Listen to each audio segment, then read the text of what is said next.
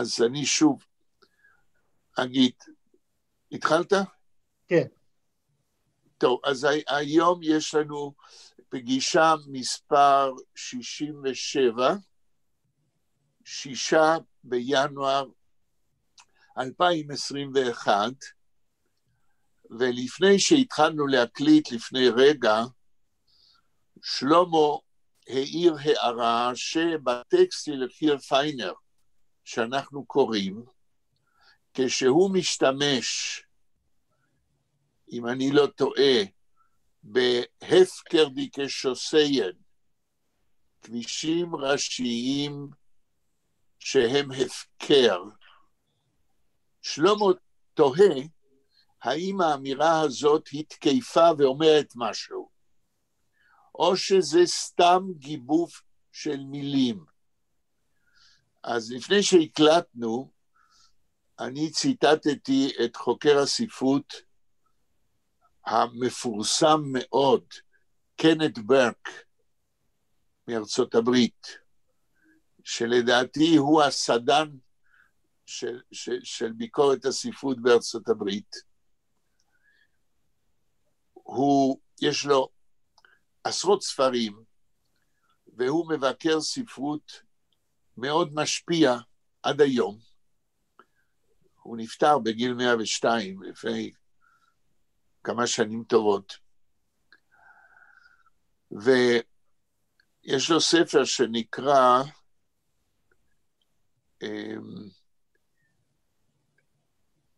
Literary and Philosophical Form, משהו כזה.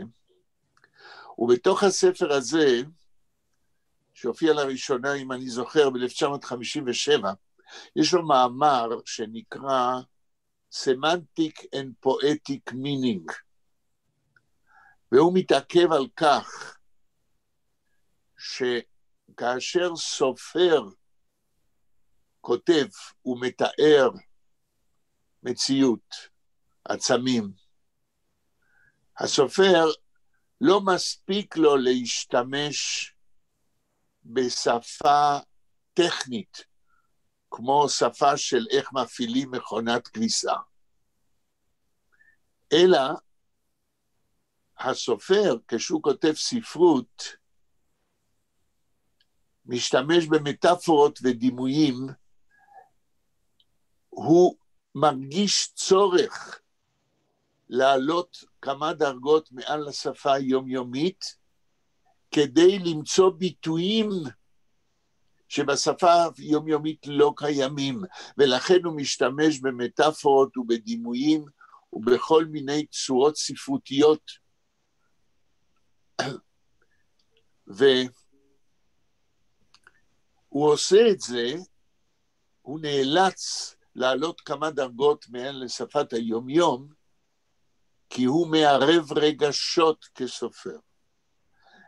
ולכן, הפקר דיקשוסיין, אם זה מה שכתוב. כן, זה מה שכתוב. בדיוק. אז פיינר מנסה להגיד משהו, איך הוא מרגיש לגבי כבישים ראשיים בפולין. וקודם אמרנו שלדעתי המילה הפקר דיקה, השם התואר הזה, בא להעיד שפיינר מדבר על כבישי פולין, ככבישים שאין שם שליטה, אין שם סדר, כל דבר פראי יכול לקרות, אין ביטחון וכו' וכו', כל אחד יכול להיעזר במילה הפקרדיק ולהסביר. ובתוך ההקשר של כל המבוא, הדברים מתבררים עוד יותר. לפני שאנחנו ממשיכים, כמה אנחנו, שלמה, אדם יאיר. יאיר. זהו? גם ואנה. אני, שלום. ואנה, יופי. עכשיו בלה אמרה שהייתי אחר, אני אתמול כתב... שואל פרופסור. רק רגע. אני אתמול כתבתי מכתב אישי ליהודית שלו, ואיחלתי לה רפואה שלמה, אמרתי לה שאם היא תוכל, היא יכולה להציץ בפגישות שלנו המוקלטות, שאני מקווה לראות אותה בחזרה בקרוב. גם אני קיבלתי את המכתב שהופנה לכולנו, ושם היא אומרת שבשל מצב הבריאות היא לא יכולה למלא את כל המשימות שלה. מזה אני מבין, כן, שיש לה עוד כמה עיסוקים שהיא ממשיכה בהם, אבל היא לא יכולה כל דבר שלקחה על עצמה. הרי היא איתנו כבר, אני חושב, איזה 5 או 6 חודשים, אז נקווה שהיא תוכל לחזור. אנה, אמרת משהו? סליחה, is the question about the Feiner when we was translated the last or one more before the lecture, he spoke about the Parnas, כן? כן. אבל אני מצאתי שגם זה דנטה אליגרי דיברתי פרנס, because sometimes the Holocaust, the literature, it compares to Dante Alighieri, from where the Feiner, when he was the Jewish in Poland, in yeshiva, how he was mentioned Parnas, because even in Poland, not everyone knew it about the Parnas. There was not so easy. אנה, יופי של שאלה. אני מזמין את יאיר, את אדם ואת שלמה, לאור מה שאמרנו בשאלה הזאת, אם אתם זוכרים, להסביר לאנה, ואחרי שאתם תגידו מה שתגידו או שלא תגידו, אני אענה לה. בואו נלך לפי הסדר. יאיר, איך היית עונה לאנה על השאלה, מאיפה לבחור ישיבה כמו יחיאל פיינר, הפרנסוס, שזה בכלל שייך לספרות העולם? אתה כבר אמרת מההתחלה שהוא, כמו בחורי ישיבה אחרים, תדבר לאט כדי שאנה תקלוט, כן. כמו בחורי ישיבה אחרים, הוא כאילו יצא מהקופסה והתחיל להתעניין בספרות העולם, ובאמת, ואנחנו גם רואים שהוא היה בקיא בספרות העולם. הוא גם מצטט, חוץ מהציטוטים של שולחן הספרים היהודי, הוא גם מצטט ידיעות ודברים שלקוחים לא רק מספרות העולם, אלא גם הוא מזכיר את מיכלאנג'לו, הוא מזכיר כל מיני דברים שקשורים להשכלה שלא לומדים אותה בישיבות. זאת אומרת, הוא כנראה יתעניין בדברים חיצוניים. אוקיי. שלמה, אתה רוצה להוסיף? אני רוצה רק להעיר, אני מסכים עם כל מילה שאמר יאיר, אבל אני רוצה להגיב על מה שאתה אמרת. כן. אני מבין את עולם הדימויים השירי, ואנחנו מוצאים אותו בכל מיני מקומות. נכון. ואפילו אם ניקח מתוך המאמר שאתה כתבת, שם מופיע בשמו של פיינר, אפלה יגעה. אז אפלה יגעה אני יכול להבין מה זה. כן. אבל כשאומרים לי שכביש מופקר, או כביש של הפקר, כן. אולי, אתה יודע מה, אולי הוא יתכוון למה שקורה בכבישים של הארץ, שם באמת זה הפקר, ואנשים נוסעים כמו משוגעים. אבל זה היה נראה לי דימוי לא... אני השתמשתי במילה מופרך, כן, מופרך, זה הכל. עכשיו, אני לא מתנגד, אתה לוקח את ביאליק, אז למשל, אם אתה לוקח את מתי מדבר, כן? יוביש שקדים יזוזם בסופת הנגב תזרנו. אז מה זה יוביש שקדים יזוזם אם לא מטאפורה מטורפת? אבל היא מאוד מאוד הגיונית. כן. וניסה באבק אל ארץ ונרמס ברגל גמדים. כן, גם כן, זה הכל אבל אתה הולך עם זה, זה מובן לך, אבל יש לפעמים מטאפורות שלא. עכשיו, אחרי שאתה אומר שהכבישים שם היו מופקרים ולא הייתה שם סדר, אולי... ואני מנסה להבין למה פיינר מתכוון. כן. כן, כן, אני מבין אותך. כן. אז בסדר, תודה לך, זה הכל. לא, רגע. אז אני מודה לך על ההערה הזאת לגבי מה שאני אומר. אל תשכח שהכבישים בארץ זה לא כבישי פולין, איפה שיהודי כיחיאל פיינר נמצא בתוך סביבה אנטישמית, כפי שזה יוצא מהשירים שלו.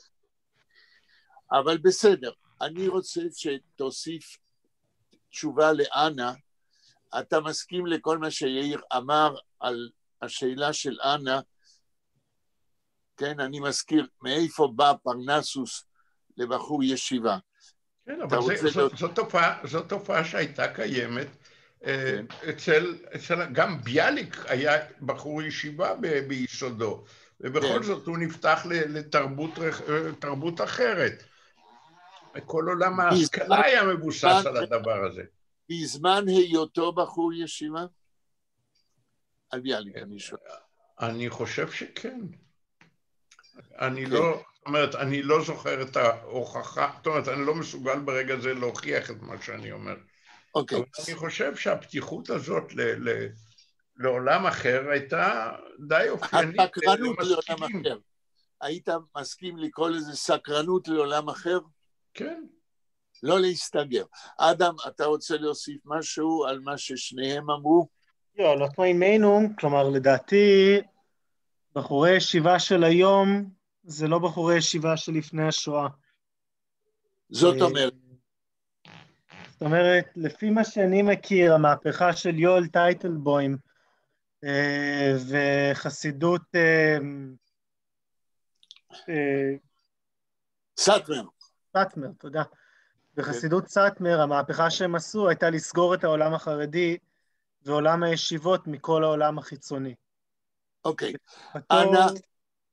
כן, אבל עכשיו זה אדם... אנה, רגע. קיבלת עכשיו, תשמעי, אני מסכם, קיבלת תשובה של כולנו, שאת לא יכולה להשוות בחור ישיבה בשנות ה-30, לבחור ישיבה במדינת ישראל כיום, זה א', ב',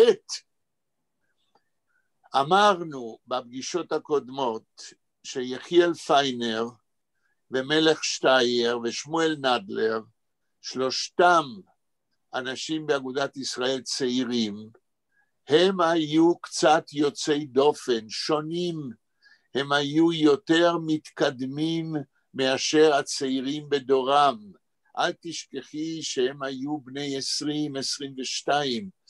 פיינר, כשהוא כותב על הפרנסוס, הוא 20, 21, 22. זו התשובה. אוקיי. אני רוצה להוסיף עוד דבר קטן. כן. ואיך אתה אומר, בדידי הווה עובדה, אז אבא שלי, זיכרונו לברכה, בא מעולם של חיידר ומעולם של חסידות גור. איפה הוא נולד? באיזה עיר? הוא נולד בעיירה על יד לודג'. איזה עיירה? סגרש. סגרש, כן. יפה, כן. עכשיו, הוא גדל בעולם חרדי. הוא שלט שליטה בלי מסרים באנגלית ובצרפתית, שהוא הלך ללמוד אותם. כאשר עוד היו לו פאות, כן, לא, הוא הלך לברליץ, התגנב, אני לא יודע בדיוק איך. וכאשר אני הבאתי מהספרייה ספרים של ז'ול ורן, אז הוא אמר לי שהוא קרא אותם ביידיש. נכון, היה ז'ול ורן ביידיש. כן, זאת אומרת... Why is the difference between the ישיבות, למשל בפולין, כמו אדם דיברתי, עכשיו בירושלים, למשל בני ברק, why there are so big difference between education? אוקיי, שלמה, תענה לאנה, למה בחור ישיבה אז ועכשיו הם כל כך שונים? אני לא מוסמך לתאר את עולם הישיבות של היום, אינני יודע, יכול מאוד להיות שבעוד כמה שנים יצוץ לנו איזה בחור ישיבה שלמד את כל חייו בישיבת מיר של היום, והוא כולו פרי מגדים, יודע כל מה שנעשה בעולם וסביבותיו ובקיא בספרות. טוב, זה יוצא דופן, אנחנו מדברים על הכלל. אני לא יודע אם אז היה כלל ככה בישיבות של ליטא ובישיבות האחרות. יפה, אז זה מה שאני אמרתי, שפיינר וחבריו היו יוצאי דופן, אבל הם היו. וכמו שאתה אומר, שאני אומר, בדידי הווה עובדא אנא, לי יש קרוב משפחה, בן של אחותי זיכרונה לברכה, שגדל בבני ברק. אחותי בזמנה גרה בבני ברק עם חוזר בתשובה, וכל הילדים היו חרדים, והבן הזה, כן, למד בישיבות, עד שהוא יצא לתרבות רעה, וברח מן הבית, וכאשר אנחנו ניסינו לעזור לו, כי הוא כאילו יצא בשאלה, אבל לא היה לו לאן לצאת. יום אחד הוא בא לבקר אותנו לירושלים, בגיל 26. לקחנו אותו ליד ושם, למוזיאון.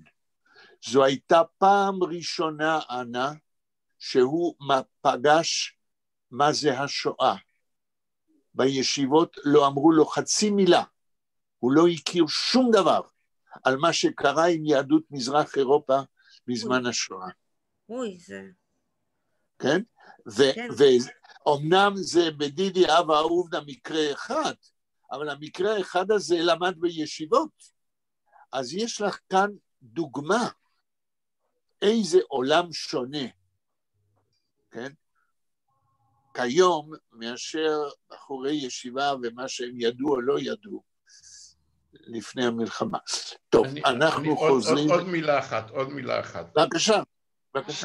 סבי, אני חושב שהזכרתי את זה כבר פעם, סבי שהיה איש אגודת ישראל עם שטריימל וקפוטה וכל הציוד הנדרש, שלח את הבנות שלו לבית ספר פולני חילוני. כן, זה אנחנו יודעים. ואת הבנים שלח לחדר. עכשיו, הבנות כשהם התכנסו יחד, למשל בליל הסדר, הם דיברו על ספרות פולנית. נכון. זהו, זאת אומרת, אי אפשר היה לחסום את זה. נכון, אנחנו יודעים שבמאה ה-19 בנות, הרי כתוב בגמרא, במסכת, אני שכחתי, אבל ללמד אישה תורה זה כמו ללמד אותה ליסטות. איסור גמור ללמד תורה לבת, אז היו שולחים אותם לבתי ספר ללמוד צרפתית, שפות זרות וכו'. זה תופעה היסטורית ואתה צודק, וכמו שאתה אומר, אי אפשר היה לחסום את זה לגמרי, וזה מחלחל לכל מיני כיוונים בתוך המשפחה, ויש בחורים כאלה שמתעניינים. טוב. חוזרים לטקסט. אדם, אתה זוכר איפה גמרנו? אז את זן. מנחה וידר קראנו, פרשיידן זנן די טנר, זה לא קראנו. מה העמוד? אנחנו בעמוד 7. הנה ההפקר שוסי ששלמה התרעם עליו. כן. שלמה, עוד דבר אחד על ההפקר שוסי. כתב את זה בחור בין 20-21, אל תשכח גם את זה. זאת אומרת, יש לפעמים בדימויים, במטאפורות של אנשים צעירים, דברים שהם לא ביאליק, כן? שהם לא בדיוק על פי איזה דבר שמוכר לנו, או שברגש שלנו אנחנו יכולים להזדהות איתו. אבל את הפונקציה של המטאפורה הזאת, של הדימוי הזה, זה ממלא. אוקיי. אז כולם רואים את הטקסט, עמוד 7? כן. באיזה פסקה אתה מציע, אדם, שנתחיל? פסקה שנייה, כולם רואים את הזבוב המת שמשותף על המסך? כן, אבל אנחנו צריכים להתחיל מפרשטיין זנן. פרשיידן זנן? כן. אוקיי, זו הפסקה השלישית. הפסקה השלישית. אז אדם, הנה, אתה כבר שם, אז תתחיל אתה. פרשיידן זנן די טנר פונדר צנר טויזן סטרונקס דיקר פידל. וואו. אני מקריא רגע את המילה עוד פעם, אני אבקש שתעזרו לי אם אתם יכולים. כן. פרשיידן זיינן די טנר פון? צנר טויזנס טרונס דיקר. כן. זו מילה אחת. ומקף פידל. טויזנט סטרונס דיקר פידל. טנר, טויזנט. סליחה? פרשיידן זיינן די טנר. תקרא את המשפט עוד פעם. פרשיידן זיינן די טנר פונדר צנר טויזנט סטרונקס דיקר פידל. סטרונס דיקר פידל. לפני סטרונס, מה המילה הקודמת? פונדר? לא, המילה הפונדר זו מילה אחת ארוכה, כמו בגרמנית. צנר, טויזנט, סטרוקרס, צנר, טויזנט, סטרונס דיקר פידל. כן. כן, אבל אחרי פונדר, מה המילה שבאה אחרי פונדר? צנר, טויזנט. לא, רק מילה אחת. אחרי פונדר, מה המילה? אני אומר, זו מילה אחת. זו מילה אחת ארוכה, המילה הזאת שאני אומר כגוש. אז תנסה לחתוך את זה. פונדר, ומה נשאר? צנר. תגיד את זה באותיות, הטנר הזה. צדי, עין, נון, עין, רש.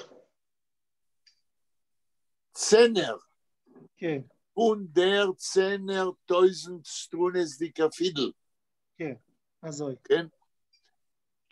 השאלה אם המילה הזאת הארוכה זה שגיאת עריכה, הגהה, וצריך להיות באמת, ואני חושב ככה, פונדר, צנר, טויזנט, סטרונס דיקר פידל. אני חושב שזה כך. תנסה לתרגם את זה. אוקיי, פרשיידן, זנן די טנר, פרשיידן זה אומר מגוונים. נכון. מגוונים הם טנר זה לא עובדי אורות. הטונים. הטונים. מגוונים הם הטונים המוזיקליים, כן, פון. פון, הכינור, צנר זה שיניים?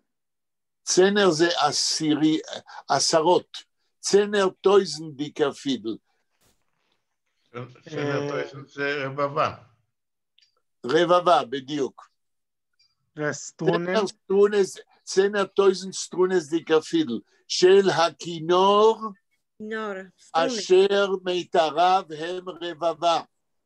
כן. פשוט מאוד. משהו. אומר ככה, פיינר. ויש שם שגיאת הגהה. צריך להיות, המילה ארוכה זה 3 מילים. פונדר צנר,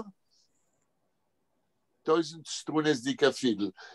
טויזן סטרונס דיקר פידל, כינור של צנר טויזן דיקר פידל, שיש לו עשרות מיתרים. עשרות אלפי. עשרות אלפי מיתרים. פה אתם רואים שוב, שיחיאל פיינר לא מסתפק בשם תואר פשוט אחד. המחשבה שלו היא יותר מסובכת, אבל לא פחות ברורה, אלא שאנחנו צריכים להתרגל, כן, למשפטים הארוכים ולשמות העצם שיש להם שמות תואר מורכבים. אדם, האם אחרי התרגום שניסיתי לעשות זה יותר ברור? כן. אוקיי, משפט הבא. Un äußerlich tief und verborgen. כן. Seinen die Jesus Christ, Eingang und ההדפסה, הרמה של ההדפסה, באמת, משהו. Äußerlich tief und verborgen seien die Eingänge und Ausgänge Wegen und Umwegen von labyrinthischen Tempel, was heißt Dichtung. פנטסטי. מי יכול, אני הבנתי כל מה שקראת, אבל אולי לא כולנו הבנו, מי יכול לקרוא עוד פעם כדי לתקן פה ושם במעט את מה שאדם, כן? שלמה, תנסה לקרוא את המשפט הזה. Und äußerlich tief und vergegen seien die Eingänge und Ausgänge, Wegen und Umwegen Fund, באמת, זו הדפסה לא טובה, Fund labyrinthische Tempel, was heißt Dichtung. אוקיי, זה שהדפסה לא, רגע, לא, אל תתרגם. זה שהדפסה לא טובה, זה דווקא טוב. למה? כי זה מכריח אתכם לעשות תיקונים תוך כדי קריאה. אני יודע שזה לעג לרש מה שאני אומר, כן? כי מספיק קשה לכם, אתם עוד צריכים לתקן מה שהם קלקלו בהדפסה. אבל, רבותיי, סיפרתי לכם שכאשר אני הייתי בבואנוס איירס ושיחקתי כדורגל, עוד מעט אגיד לכם מה הקשר, שיחקתי כדורגל, היה לי כינוי כשחקן כדורגל וקראו לי לנטחיטה? לא. לנטס בספרדית זה משקפיים. ואני הייתי משחק כדורגל עם משקפיים. וכנראה שקיבלתי כינוי, כי הייתי כנראה שחקן לא רע ברחוב, כן? עכשיו, למה אתם חושבים הכדורגל הארגנטינאי באופן כולל, יש לו או היה לו שם טוב כל כך? אני לא אצפה לתשובה, כי אתם לא גרתם בבואנוס איירס, אבל אני כן. ואני אגיד לכם, עוד מעט אני אקשר את זה עם השגיאות בדפוס. ברחוב שלי, ואנחנו, כל הילדים היינו משחקים ברחוב, כן? כדורגל. הרחוב שלי זה לא היה, איפה שהמכוניות הולכות, זה לא היה אספלט, אלא אלה היו אבנים מורחות עגולות, אחת ליד השנייה, ליד השלישית, ליד הרביעית. הכביש היה לא אספלט, אלא לא יודע איך קוראים לזה באנגלית, פבל או מה, זה היו אבנים, ולכן המשטח שעליו נסעו המכוניות ושעליו שיחקנו כדורגל, היה מלא בליטות של הפסגה של האבנים האלה, שכאשר הכדור מגומי, כן, היה נופל עליהם, לא יכולת לדעת מראש לאן הכדור יקפוץ. אתם עוקבים אחריי? כן, כן. ומכיוון שלא יכולת לדעת, כשמישהו זורק כדור והכדור נופל על הכביש, לאן הוא יקפוץ, כי יש בליטות, אתה נאלצת לפתח תגובה מהירה. בלתי צפויה. סליחה? בלתי צפויה. בלתי צפויה. וזה לדעתי, אני מקווה שהאסוציאציה שלי לא משוגעת יותר מדי, מקביל לצורך שלכם יש לתקן את שגיאות ההדפסה בספר. אתם מספיק יודעים לקרוא יידיש אחרי 8 חודשים שאנחנו ביחד, או 6 או 5 חודשים, כדי שאיפה שיש שגיאות לא גדולות מדי, כמו מילה ארוכה שזה למעשה 3 מילים, או דברים כאלה, לעשות את המאמץ כדי להפעיל את הידע הפסיבי והאקטיבי שלכם. עכשיו, אם האסוציאציה הזאת לא מספקת אתכם, אני מבקש סליחה, בואו נמשיך. אז עכשיו אנחנו צריכים לתרגם את המשפט השני, ואני אבקש מיאיר לקרוא אותו עכשיו, ואחר כך נחזור לאדם. כן. אוקיי. איזה משפט מתחיל במילה? פרשיידן. סליחה? פרשיידן. Verschieden seien die Eingang und Ausgang wegen und Umwegen Mons, מה זה פונס? לא יודע. איזה אותיות במילה הזאת? מם וו נון סמך. מי וו נון מם. לא מם וו נון סמך. פונס. מה האותיות? לבירינטישן. פונם, זה לא מונס, אלא זה פונם. פונם. זה קונטרקציה של פונדם, לבירינטישן, תמשיך. אני יודע, פונם, כן, פונדם, אני יודע, פונם, כן. לבירינטישן טמפל, was heißt דיפטונג. יפה. יאיר, אחרי 3 קריאות, אצלו זו הייתה הקריאה השלישית, היה לי יותר ברור מהקודמות, אבל עכשיו אני מבין את כל העניין, ועכשיו אני שואל לצורך התרגום, מהו שם העצם המרכזי במחצית הראשונה של המשפט? אדם. מחצית הראשונה של המשפט? כן. אחרי פרשיידן. פרשיידן זיינן, זאת אומרת, שונים הם. מה זה הם? סליחה? שונים הטונים של הכינור? לא, על מה אתה מדבר? מה שיאיר עכשיו קרא. אוקיי, כן. בלבלתי. Und äußerlich tief und verborgen sein die Eingang und Ausgang, Wegen und Umwegen von dem labyrinthischen Tempel, was heißt Dichtung. השם העצם או שמות העצם במחצית הראשונה של המשפט. Eingang ו-Ausgang. מה זה? תתרגם. לא, אני לא יודע. אני מתאר לעצמי שזה קשור לדרך, או... סליחה. כתוב איינגנג או איינגנג ואויסגנג? גנג. איינגנג ואויסגנג. מי יכול לתרגם? אולי כניסה ויציאה. נכון. איינגנג, הריינגן ונרויסגן, הכניסות והיציאות. אבל יש עוד שמות עצם. תמשיך אדם בהמשך. מה עוד? הוא לא מסתפק רק בזה. הוא אומר, כן? השמות העצם האחרים יהיו לבירינטישן טמפל. לא, אחרי איינגנג ונויסגנג. מה בא מיד אחר כך? וגן ונון וגן. מה זה? לא, וגן ונון, מה זה? לא שמות עצם, וגן זה לגבי...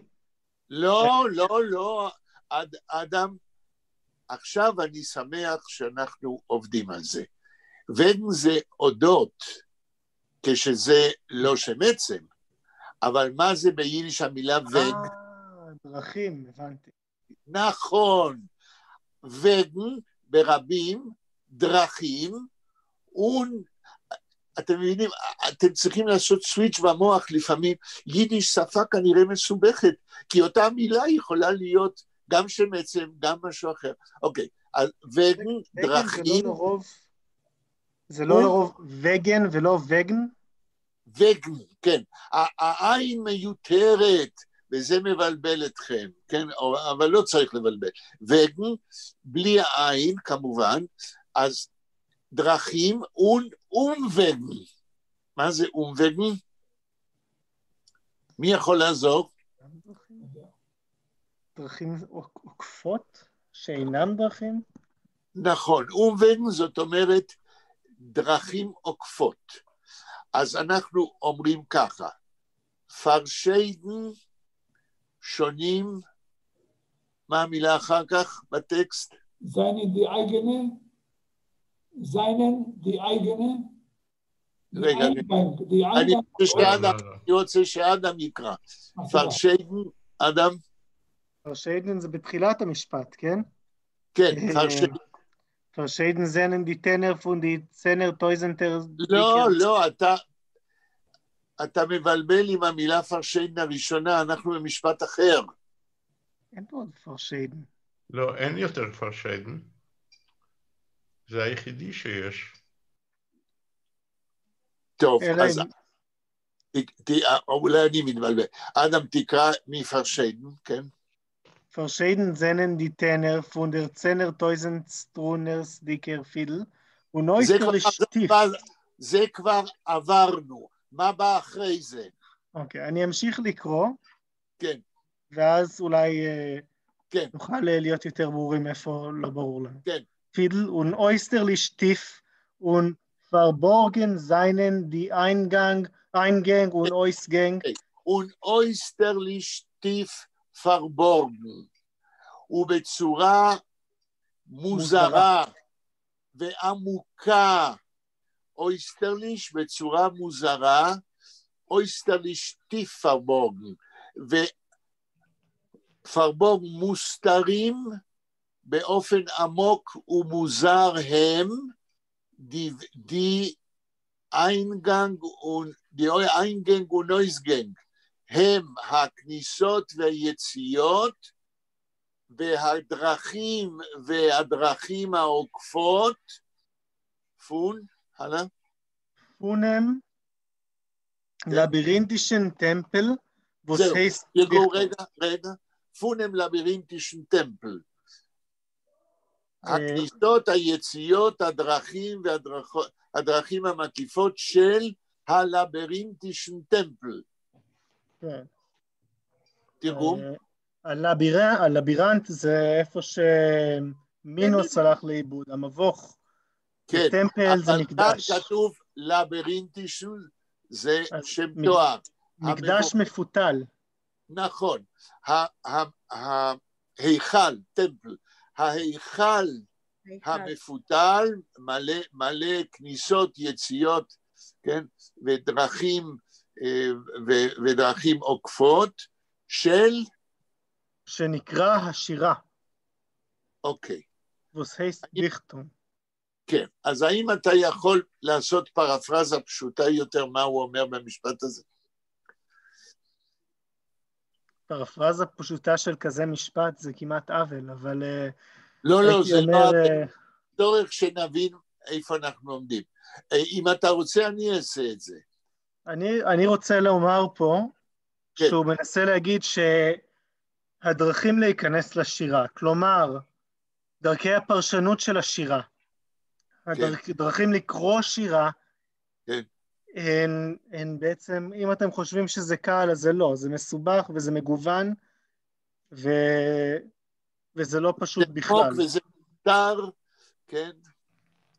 כן. זאת אומרת שהשירה הוא עולם הרבה יותר מסובך מה שאתם חושבים, נכון? כן. בסדר. והמילה אויסטרליש מעניין. אויסטרליש הכוונה היא מוזר, לא רגיל. אתן לכם דוגמה של בדיחה שהיו אומרים באוסטרליה. יש עיתון, אני מקווה שהוא עוד קיים, אויסטרלישה נייס, חדשות אויסטרליות ביידיש. ואנשים היו צוחקים וקוראים לזה אויסטרלישה נייס. חדשות מוזרות, לא רגילות. אני טוען, ואני מקווה שאתם מסכימים איתי, ואני מכוון בעיקר לשלמה, שפיינר פה לא אומר שום דבר מיותר, אלא הוא אומר אמירה, קצת מסובכת, עשירה, ומתכוון לכל מילה, הוא לא גרפומן, הוא לא מכביר מילים כדי להכביר מילים, הוא אומר פה אמירה, רק שהיא אמירה יותר מסובכת מאשר משפט יומיומי פשוט. שלמה, אתה מסכים או לא? כן, אין לי... כן, גם אני. אתה מציג אותי כמי שמתנגד למטאפורות ולשפה עשירה. בכלל לא. אנחנו, שלמה, כל מה שאני אומר על כל אחד מכם, זה לצורך הדיון והבהרה. לא, זה בסדר. אני לא נעלב, בכלל לא. מספיק הפרופסור. This was the usually to use such words in Yiddish in this time למשל בפולין, among the Jewish, among the Orthodox, this was normal, such a difficult words? לא, בכלל לא. בכלל לא. אמרנו, ואנחנו חוזרים ואומרים, פיינר יוצא דופן, שמואל נדלר ואלימלך שטייר חבריו הם יוצאי דופן. אם הייתם שומעים, מדברים, אנשים מאגודת ישראל, צעירים בגיל ה-20, הם לא מדברים ככה. אלה יוצאי דופן, לכן אנחנו משקיעים זמן, כן, של עצמנו בללמוד אותם, מכיוון שהם חשובים להתפתחות של ספרות יידיש בין שתי מלחמות העולם, כי הם מחדשים, הם נובטוריים, כן? כמוהם לא היו רבים אז.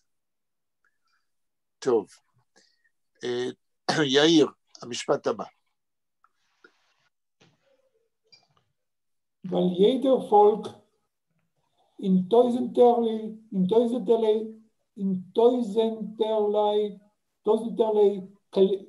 Kollieren vergeigt und mit alle eure Wandlungen ist sie vertrotten. Einem Tempel von Kunst durch ihr Gesalbeten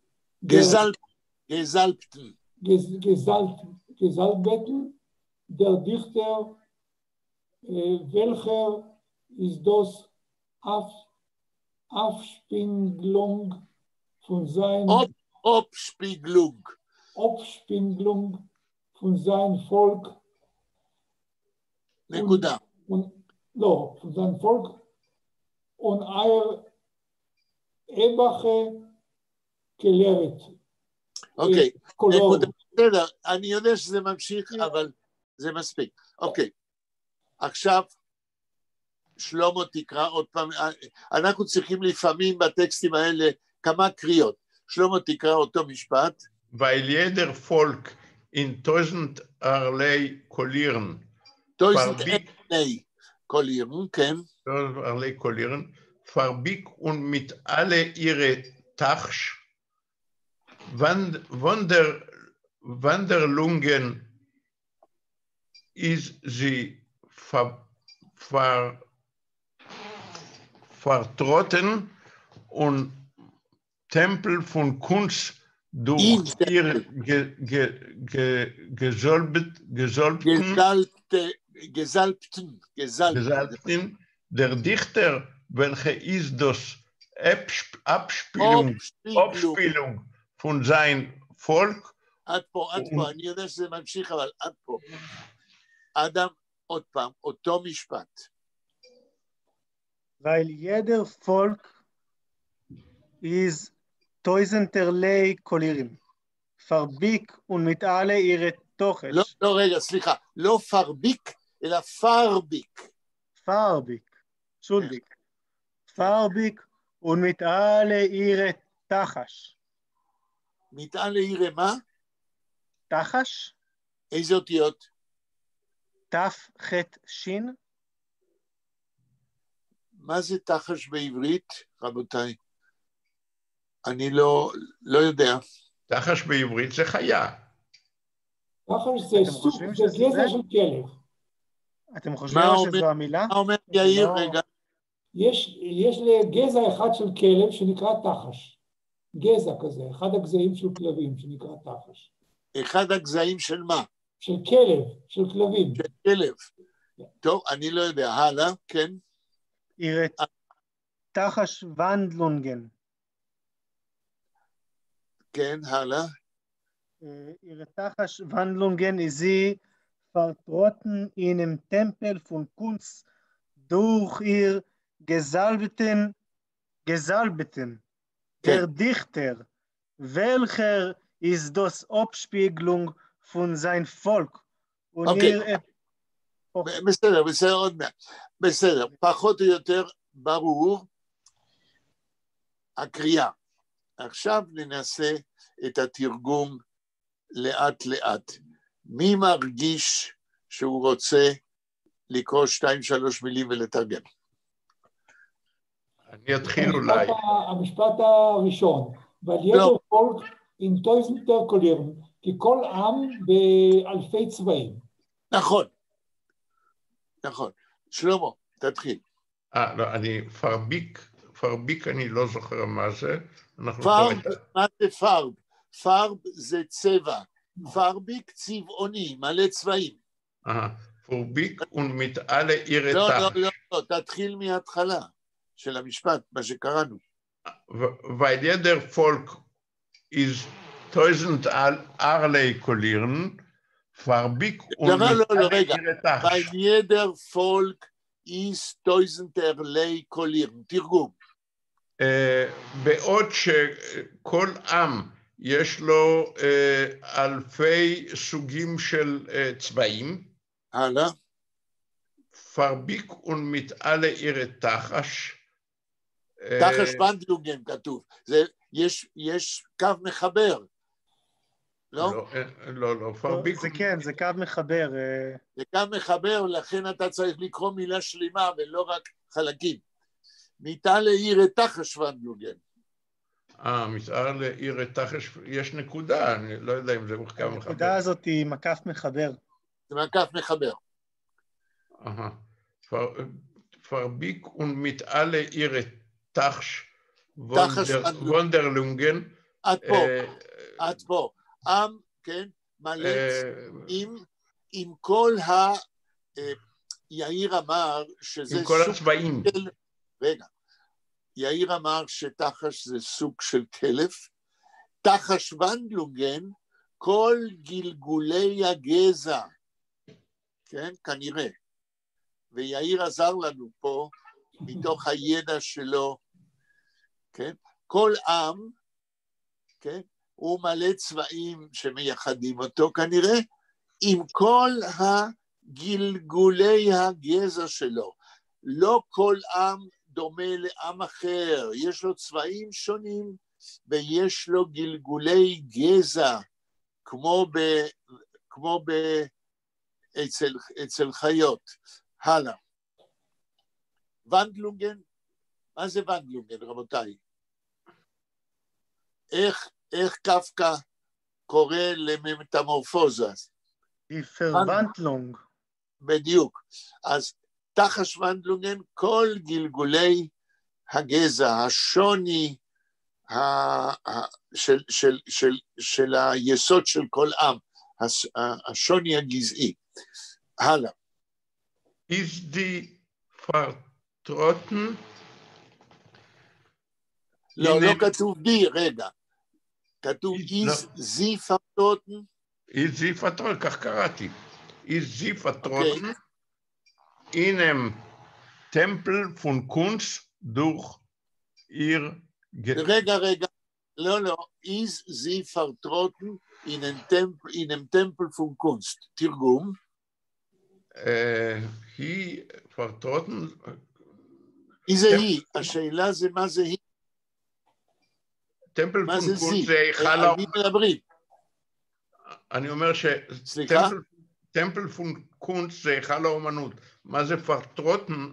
כן, אבל אנחנו צריכים מההתחלה. זי, מה זה זי? על מי מדברים? מי יכול לעזור? מה אמרנו שזה פרביק?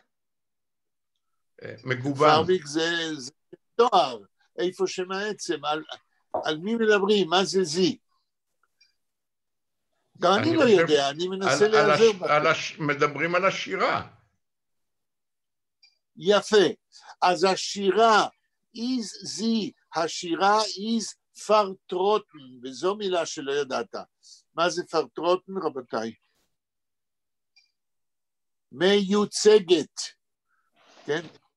מיוצגת. מיוצגת בתוך היכל האומנות, דוך עיר גזולפטן, באמצעות... עד פה.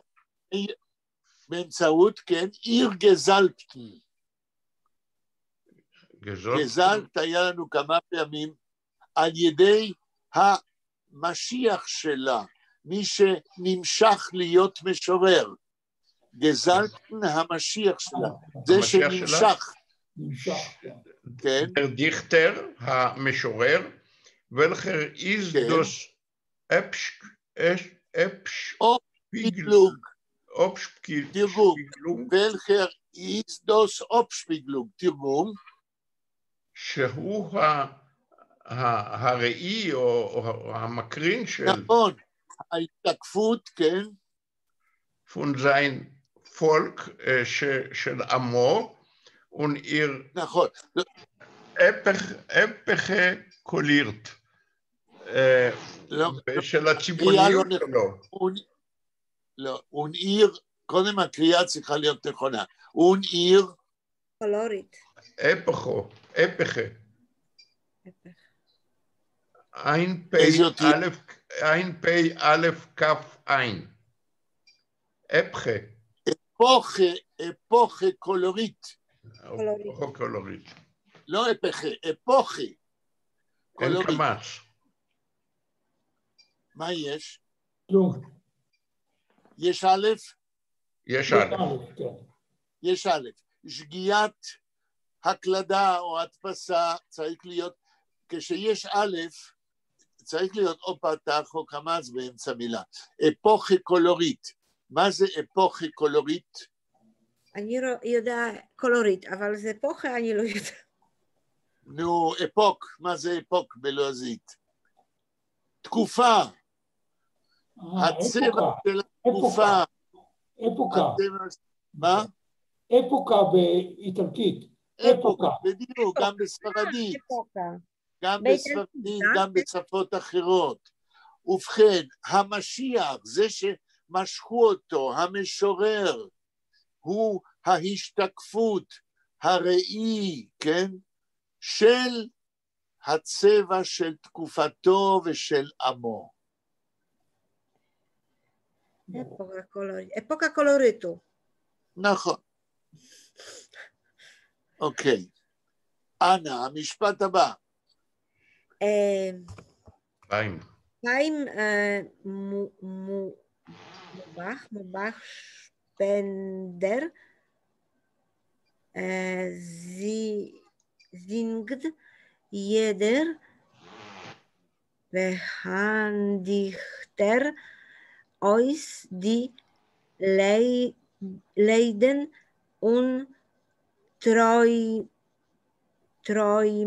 טרוימונגן כן. זין צפור.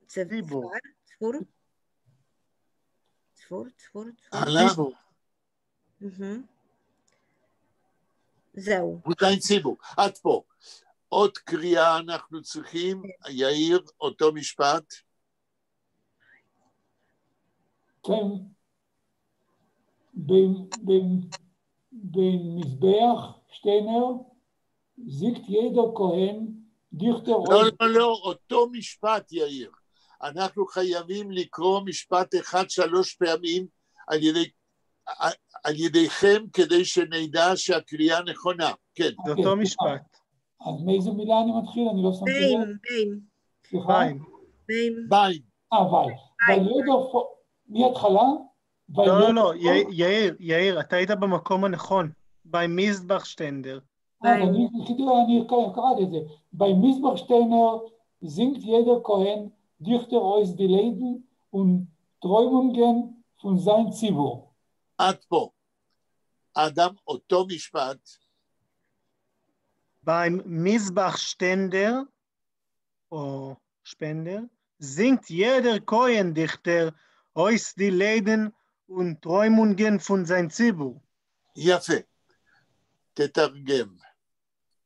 תתרגם, רבותיי. סליחה. אני לא יודע מה... עכשיו, אנה. Bei jedem Mizbach-Stender. Every Stender. כן.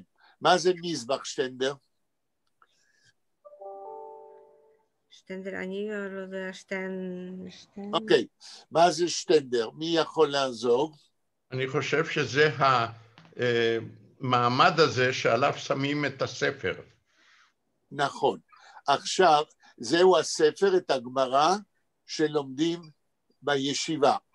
עכשיו, המילה שטנדר, אני רוצה שתרשמו לכם, אם אתם עושים רשימות, אני לא יודע, לא שאלתי אף פעם, אם אתם רושמים משהו, אבל אם אתם רושמים, תרשמו את הדבר הבא.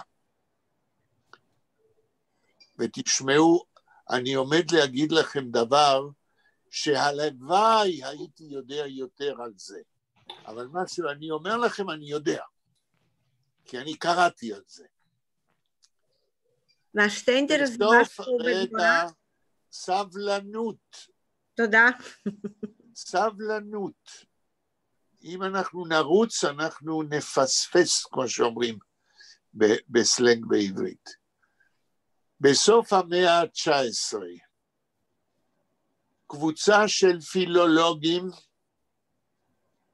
אמרו שלא יכול להיות ששפות אירופה, השפות השונות, פולנית ורוסית וגרמנית וצרפתית, לא יכול להיות שאין להם שורש משותף.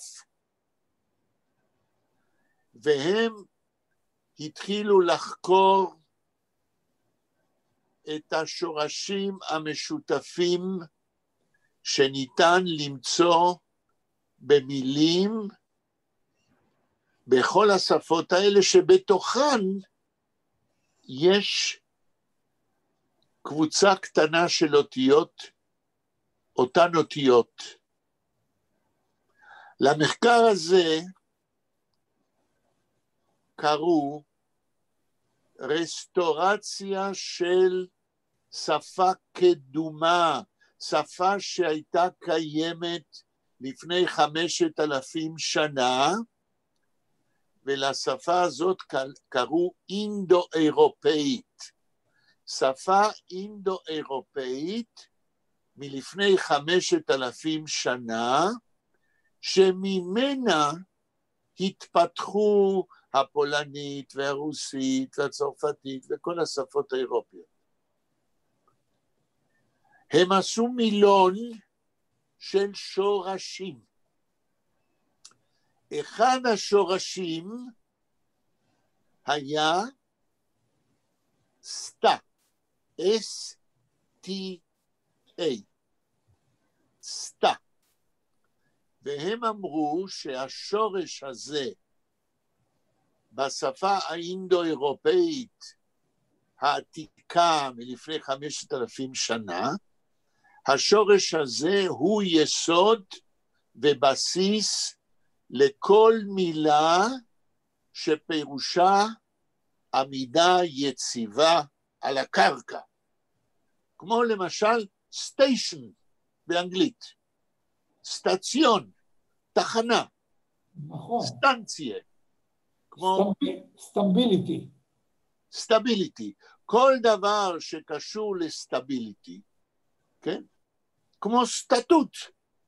סטטוט זה כללים של עליהם מתבססת חברה. או כמו סטנדר. זאת אומרת, שולחן קטן שעומד על רגל אחת, שעליו בישיבה שמים את הגמרא. דבר שעומד, זהו הסטנדר, זהו השטנדר, סמך ושין מתחלפות. מעניין, מעניין מאוד. אני רוצה להוסיף שכאשר מדברים על שפות הודו-אירופיות, אז הפרסית דומה מאוד לגרמנית, מה שנשמע מאוד מפתיע. נכון. למשל, המילה שנור ביידיש באה מהפרסית. עכשיו, האינדו-אירופיות גם מכניסה את הפרסית, למעשה את רוב השפות שאנחנו מכירים, כן? עכשיו, איפה אני ראיתי מאמר על השורשים האינדו-אירופאיים, ואיפה ראיתי מילון של שורשים אינדו-אירופאיים, אגיד לכם, יש מילון שנקרא, מילון באנגלית, American Heritage. במילון הזה, American Heritage, בסוף יש נספח על השורשים בשפה האינדו-אירופאית. וזה באמת מאוד מעניין, שהם טענו, הלינגוויסטים בסוף המאה ה-19, שהשפות שהתפתחו, התפתחו מתוך שורשים קבועים. והסטנדר זה דבר, זה דוגמה אחת. אנחנו חוזרים לטקסט. ידר. סליחה, רק רגע, צריך לציין בהקשר הזה, שהשפה שבה אנחנו מדברים, היא מגזע אחר, היא השפה השמית. כן, אבל היא שפה שמית, שייכת לגזע אחר. סליחה? נכון, אתה צודק, כן. של השפה הזאת קשורים הערבית והארמית והגז אני כבר לא זוכר. הארית. זה שטנדר, נכון. בסדר גמור. ואנחנו מדברים על העברית, על שפה שקיימת 3,200 שנה. אוקיי. אנה? ידר הנדיכטר. אויס די ליידן לא, רגע. תתחילי את המשפט מאיפה שהתחלת בפעם הראשונה. זה חיה שטנדר, זינגט ידר בהנדיכטר. ידר מה? אני לא רואה טוב, זה בן... כהן. כתוב כהן דיכטר? אני שואל. כן, כן. כן, אז בידן... Every writer, כהן זה, it's mean the... somebody... לא, רגע אחד, אני רוצה קודם כל שיהיה ברור מה הם המילים ביידיש. אז שלמה, תגידי, שלום כמה מילים. beim Misbach Stender, באותה סטנדר, אני לא יודע אם יש לזה תרגום לעברית, אבל אותו בימה קטנה. זה סטנדר, אנחנו גם בעברית נדמה לי שאומרים סטנדר, לא? אומרים סטנדר, אני חושב. כן, ואפילו המילה סטנדרט באה משם, זה אותו שורש, כן? אז אנה, בבקשה. זינגט ידר כהן דיכטר, שרלו. אנחנו נותנים לאנה לתרגם. סליחה, אני מבקש סליחה. אוקיי, אז בידן מזבח שטנדר, אנה, איך את מתרגמת? ביי, רגע, מה זה ביי? זה ביין או ביין? between. Not between, לא between. among? גם לא among, אלא אצל, near, ליד, כן? אצל כל שטנדר שהוא מזבח, כן? עכשיו, למה לשטנדר קורא יחיאל פיינר מזבח? כי אנחנו יודעים ששטנדר זה אותו שולחן על רגל אחת, שולחן קטן, איפה שלומדים גמרא. אז למה הוא קורא לשולחן קטן איפה שלומדים גמרא מזבח? מי יכול לעזור?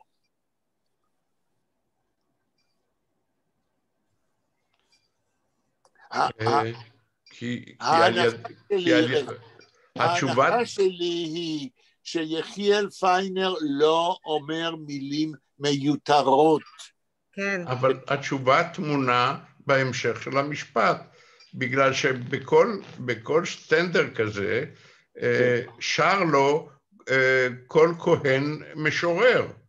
לכן בסדר, אז רגע, מזבח. שלמה, זה נכון, אבל אני שואל, נגיד שלא ידעת את ההמשך, למה הוא צריך לקרוא למזבח שטנדר? Because the Feiner wanted only the very intelligent people that will know. נכביל זוגן אפס, אוי בכן. כן, אדם, בבקשה. הרי אנחנו בדיון כל הזמן. כן.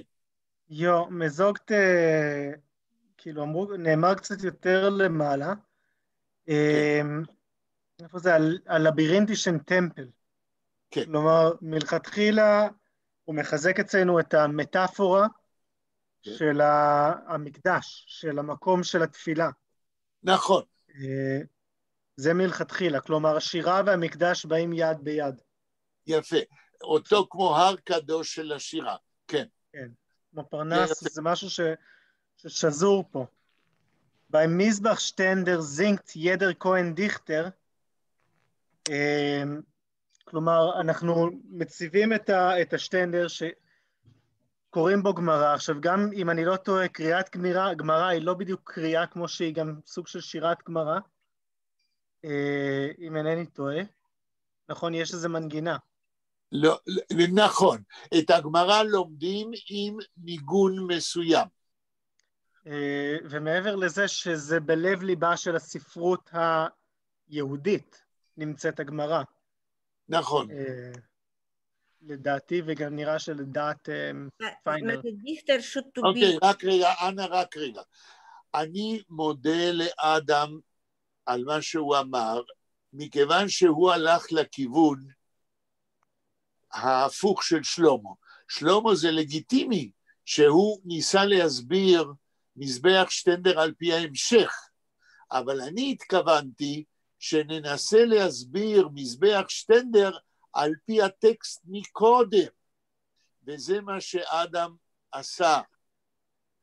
שני הכיוונים הם לגיטימיים, אבל אנחנו, מכיוון שאנחנו הולכים עקב בצד אגודל, לאט לאט, צעד צעד, אני מעדיף שאם אפשר להסביר ביטוי אצל פיינר על סמך מה שהוא אמר קודם, אז אנחנו מחזקים, כמו שאדם אמר, את המטאפורה. כיוון שאנחנו בתוך היכל, בתוך טמפל, כן? בתוך מקום של תפילה, ומזבח זה מקום של עבודת הבורא, עבודת אלוהים. עכשיו אפשר להמשיך, אחרי באים מזבח שטנדר, עוד פעם, שלמה תגיד במילים כמה מילים הבאות, ואנה תתרגם. Singt jeder Kohen Dichter euch die Leiden... לא רגע, singt jeder Kohen Dichter euch. אנה, תנסי לתרגם. every Kohen משורר. זאת אומרת, המשורר הוא גם מכונה כהן. כן. כי כהן דיכטר ממוקף, נכון? יש מקף? יש תירה. זאת אומרת שהמשורר הוא לא סתם משורר מודרניסטי, שאין לו שום קשר לתפילה ולמזבח, אלא שהוא גם כהן. עכשיו, מי הם הכהנים?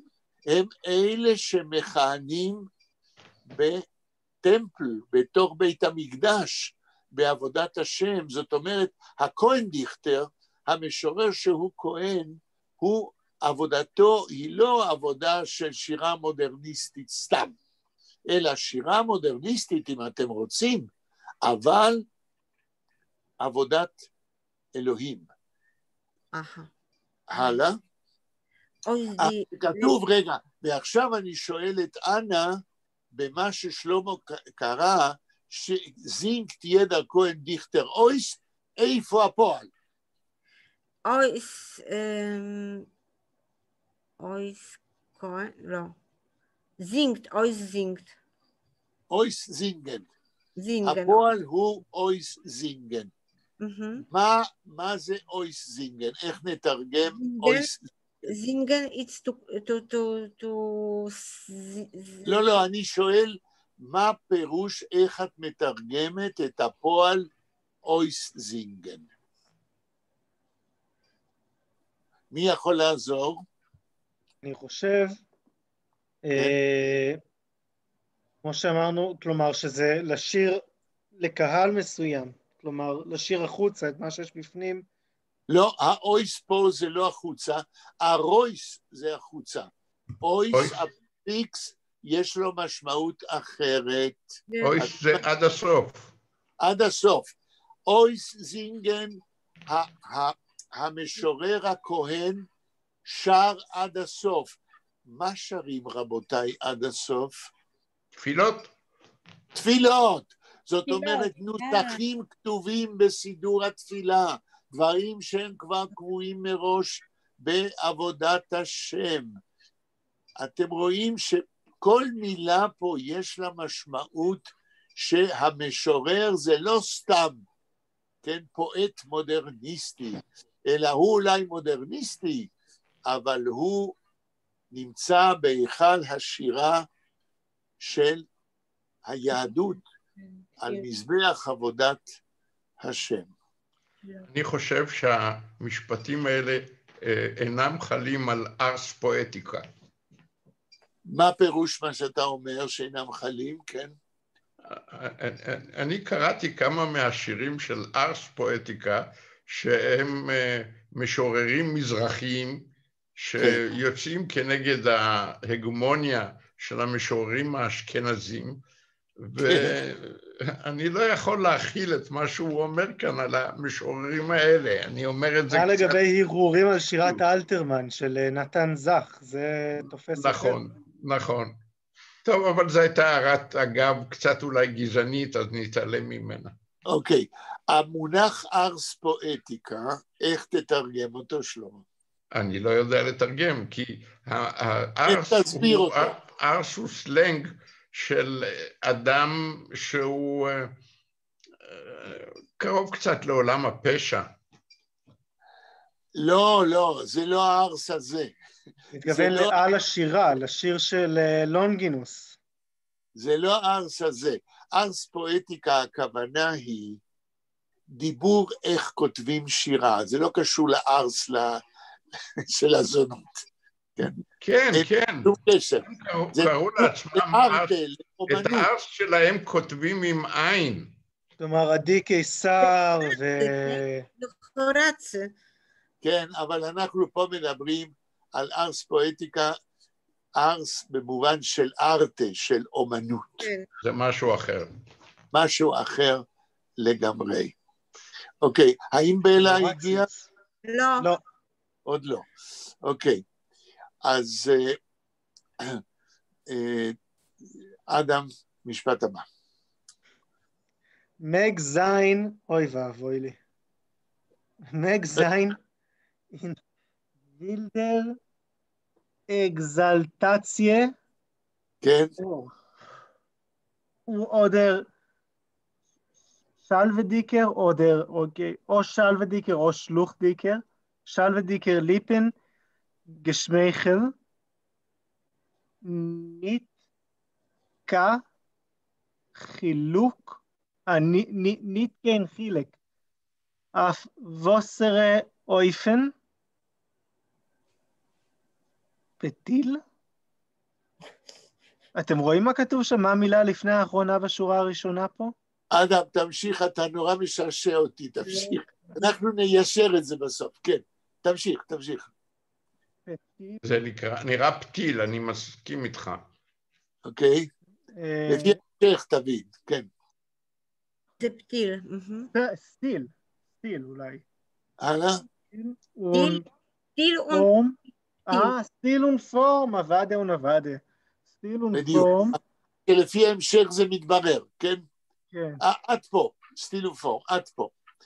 מכיוון שאנחנו בטקסט הזה נאלצים לשלוש קריאות שזה יעזור לנו להבהיר, אז שלמה תקרא אותו משפט עד הנקודה שאמרנו.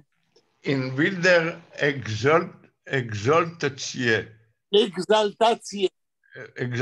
In wilder exaltatie.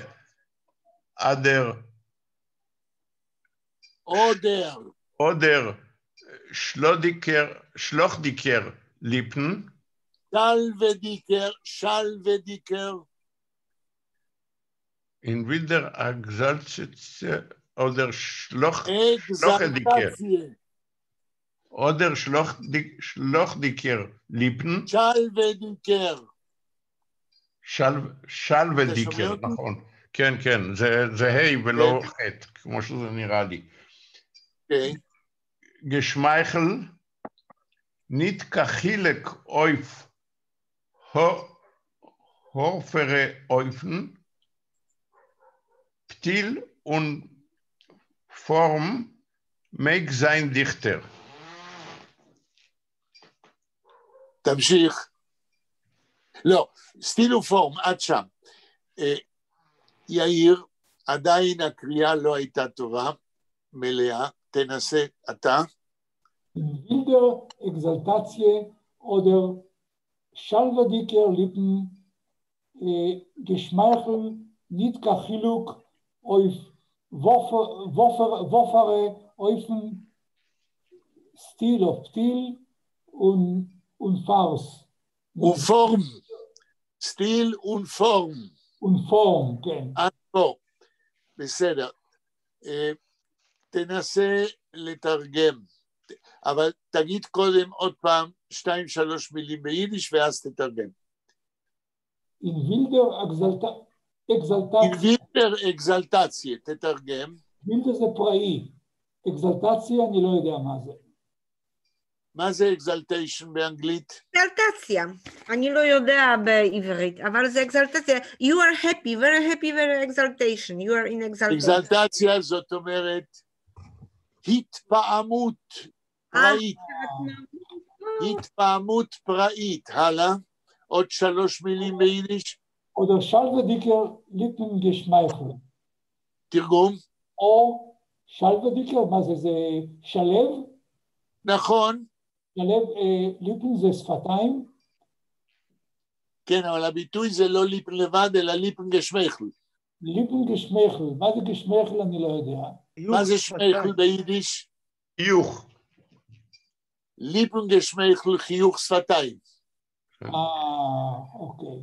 או חיוך שפתיים שלב. עוד כמה מילים ביידיש ותתרגם, עוד כמה מילים. ניתקה חילוק אויף, וופרה אויפן. לא קראת, תקרא עוד פעם את המילים האלה, ניתקה חילוק. חילוק אויף, וופרה אויפן. ווסרה. ווסרה אויפן. כן. תרגום. ניתקה חילוק. חילוק, מה זה חילוק? חילוק זה לא משנה. חילוק? חילוק בהבדל, כן? לא משנה, ניתקה חילוק, אויף ווסר אויפן. ווסר אני יודע שזה מים, אבל מה זה? לא ווסר. באיזה אופן? ווסר, אין ווס, כן, ווסר אויפן. באיזה אופן, אוקיי. לא משנה באיזה אופן. אז הוא אומר ככה, אותו משורר שהוא שר את שירו בהתפעמות פראית, או בחיוך שלב, לא משנה באיזה אופן. תמשיך עוד כמה מילים. החילוק אופן, סטיל ונפרס ונפורס. לא, סטיל ופורם. לא משנה באיזה אופן אקזלטציה, או חיוך שלף, לא משנה באיזה סטיל, באיזה סגנון, אויפן, או באיזה אופן. לא משנה איך שהמשורר ישיר את שירו, בצורה פראית, בצורה שלווה, באיזה סטיל, באיזה אופן, לא משנה. אדם, ההמשך, קוראים? מג זין דיכטר. אגב, אני לא יודע אם קראתם את המג זין שהיה בהתחלה פה. לא קראנו, תקרא. מג זין דיכטן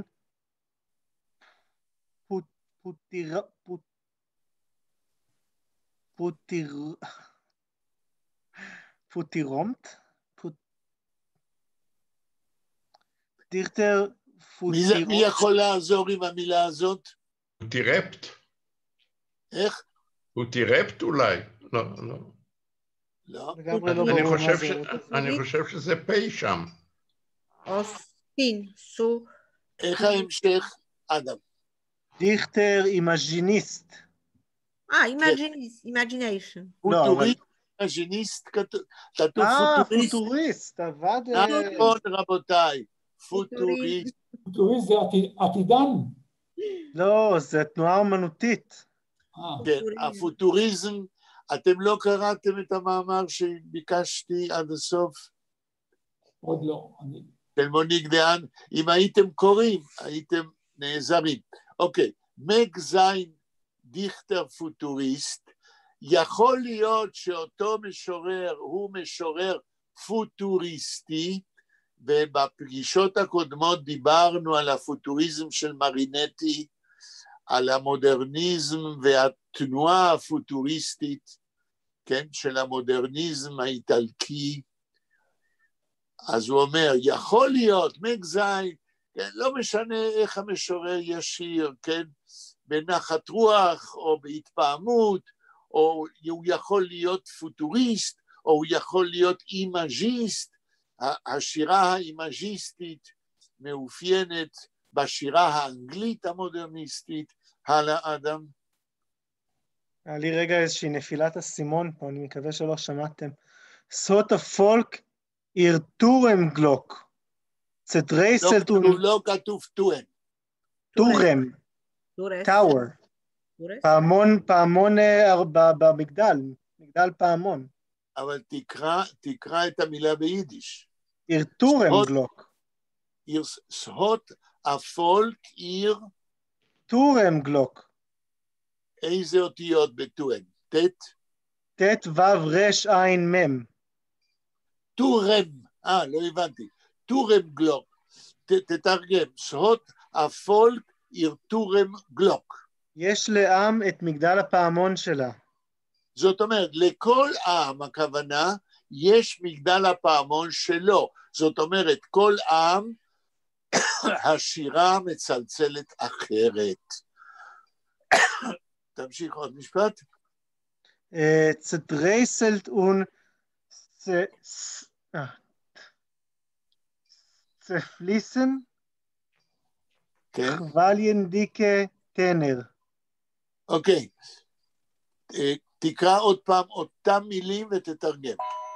צטרייסלט און צפליסן. כן. אז צטרייסלט, אני מאמין שזה אומר כמו טוליאן כזה. כמו מה? לא שמעתי. כלומר, מחובקים כזה, לא? לא, טרייסלט. טרייסלן זה לנער. זאת אומרת, כל עם יש לו מגדל הפעמון שלו, והוא מצלצל צטרייסלט, כן, באופן, עם ויברציות. תשמעו, הסרט, כדי להבין, צטרייסלן, אני אתן לכם דוגמה, היה סרט הזקן והים, כן. זוכרים? כן, כן.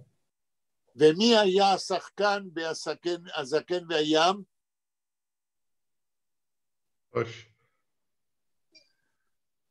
ספנסר טרייסי. נכון. השחקן הידוע. עכשיו, הוא שיחק תפקיד של זקן, ושמו היה ספנסר טרייסי, וזקן כן, שהוא מאוד זקן, אז הוא רועד, ידיו רועדות, אז היו צוחקים שהשחקן בזקן והים הוא ספנסר טרייסלזיך, ספנסר רועד, זה הצטרייסלט. אז יכול להיות שאותו מגדל פעמונים, כן, מצלצל כאילו כולו טונים רועדים. ואיזה עוד, אדם, מה עוד? צטרייסלט? און צפליסן. און? צפליסן. כתוב צפליסן, לא צפלוסן? סמך צדי עין פי למד יוד. צפליסן, פליסן זה זרימת נוזל.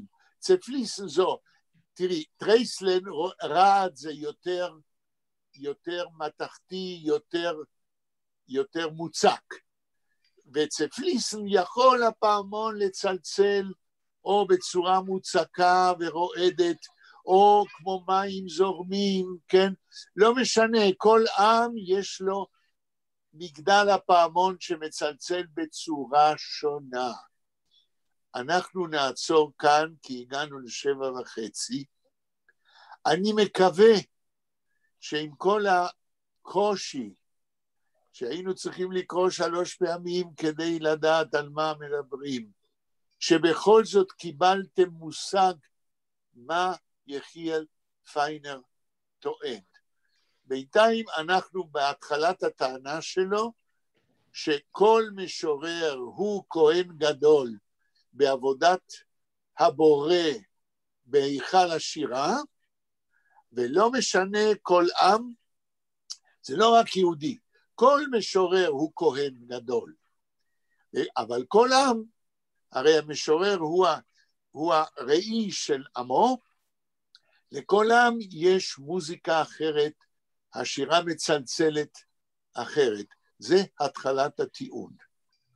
וביום שני הקרוב נשמע את ההמשך, מצטער שבלה לא הספיקה, אם היא שומעת אותנו, כדאי שהיא תיכנס להקלטה, כי אלה באמת קטעים חשובים כדי להבין בסוף את הטיעון הכולל של יחיאל פיינר.